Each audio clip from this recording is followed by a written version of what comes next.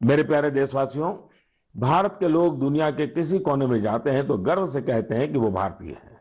हम अपने योग, आयुर्वेद, दर्शन, न जाने क्या कुछ नहीं है हमारे पास, जिसके लिए हम गर्व करते हैं, गर्व की बातें करते हैं। साथ ही अपनी स्थानीय भाषा, बोली, पहचान, पहनाव, खान पान, उसका भी गर्व करते हैं। हमें नया तो पाना है और वही तो जीवन होता है, लेकिन साथ साथ पुरातन गंवाना भी नहीं है।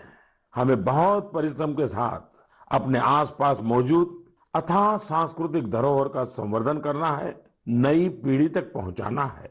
यही काम आज असम के रहने वाले सिकारी टिस्सो बहुत ही लगन के साथ कर रहे हैं।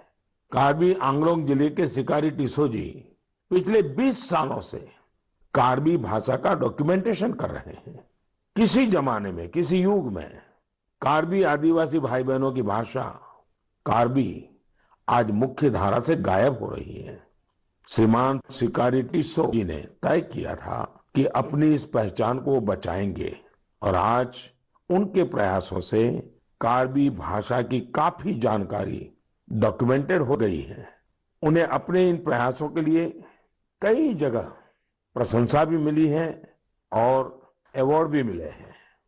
मन की बात के द्वारा श्रीमान सिकारी टिस्सो जी को मैं तो बधाई देता ही हूं, लेकिन देश के कई कोने में इस प्रकार से कई साधक होंगे जो एक काम लेकर के खपते रहते होंगे। मैं उन सबको भी बधाई देता हूं।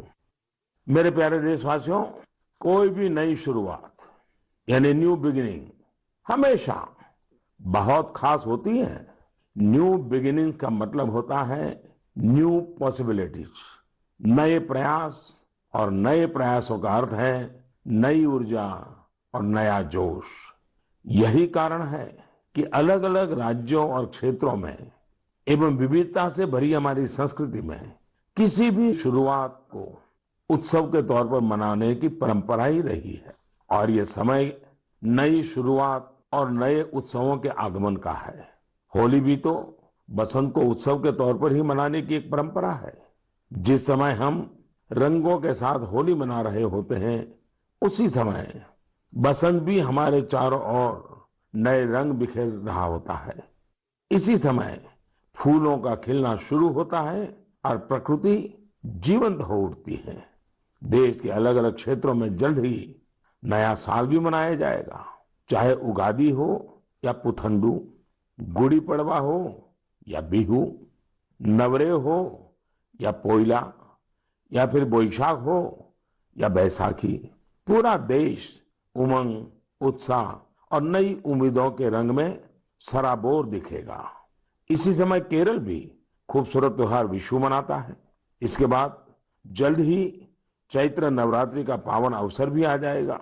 चैत्र महीने के 9वें दिन हमारे यहाँ रामनवमी का पर्व होता है। इसे भगवान राम के जन्मोत्सव के साथ ही न्याय और पराक्रम के एक नए युग की शुरुआत के रूप में भी माना जाता है।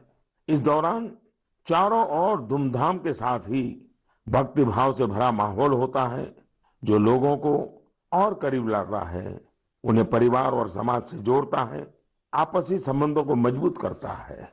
इन त्योहारों के अवसर पर मैं सभी देशवासियों को शुभकामनाएं देता हूं। साथियों, इस दौरान 4 अप्रैल को देश ईस्टर भी मनाएगा। जीसस क्राइस्ट के पुनर्जीवन के उत्सव के रूप में ईस्टर का त्योहार मनाया जाता है। प्रतीकात्मक रूप से कहें तो ईस्टर जीवन की नई शुरुआत से जुड़ा है। ईस्टर उम्मीदों की पुनर्जीवित होने का प्रतीक है।